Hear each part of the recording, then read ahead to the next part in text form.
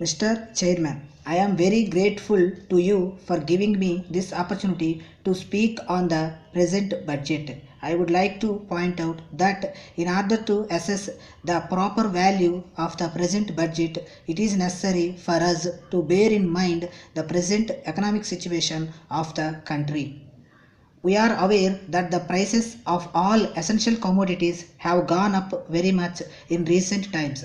Honorable members will remember that the last budget showed a heavy deficit. The economic condition of the country was causing anxiety. There is therefore urgent need to give relief to the common man, the middle class, poor in our country.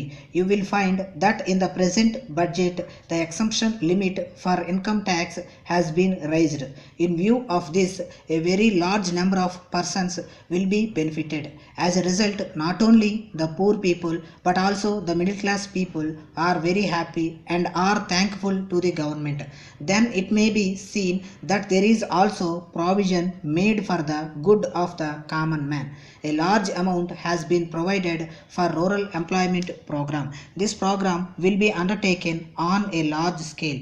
It will create a job for every member of a family. In this connection, I would like to point out that it should be the endeavor of the government to take necessary steps to bring about efficiency in administration so that the amount spent on administration may be reduced and the real benefit may reach the poor for whom it is intended. The government should set up a suitable machinery to look after the implementation of the scheme so that the real benefit may reach the poor man living in the village. Sir, I shall now deal with the problem of unemployment. Unemployment is an evil in our country.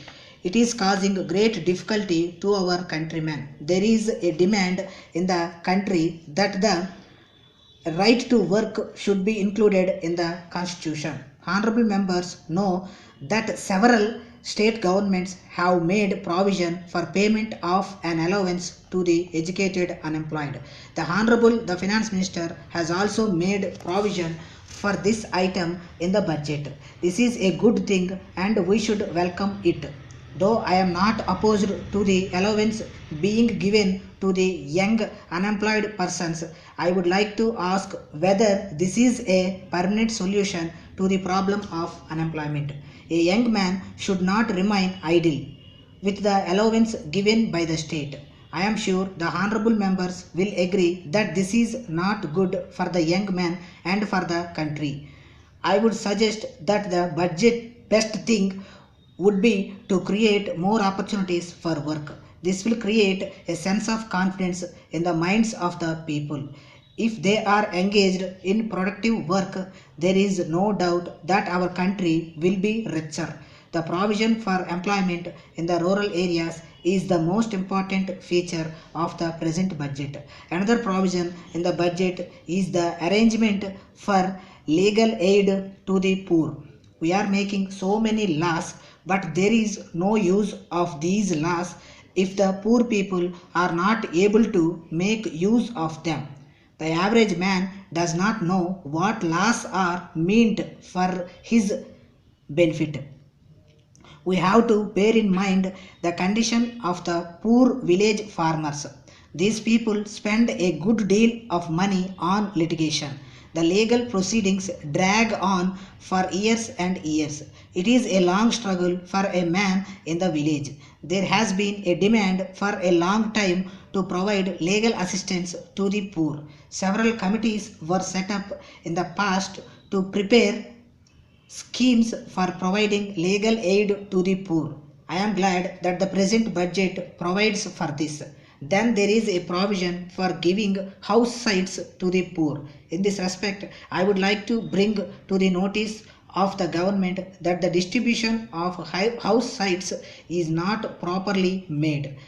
Those people who are not having house sites are not being provided house sites, but those who are having house sites are getting house sites.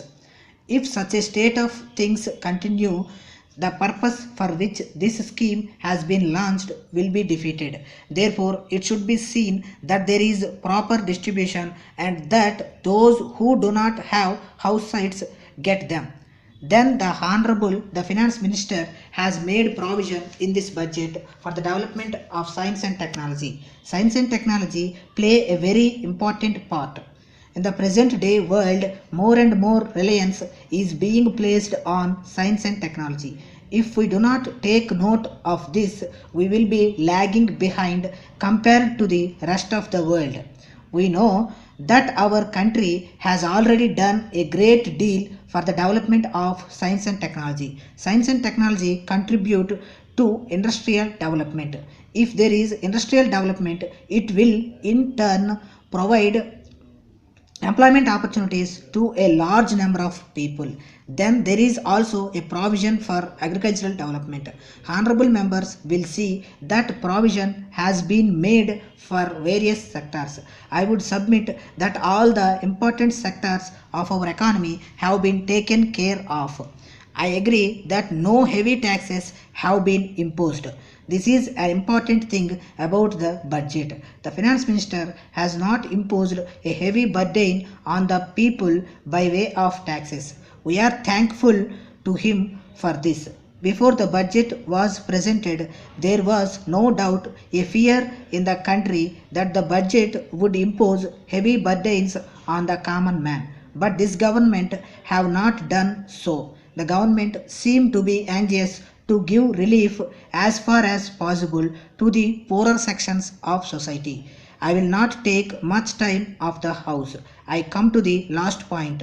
Some members from the opposition have said that this is a capitalistic budget, but I do not agree with them.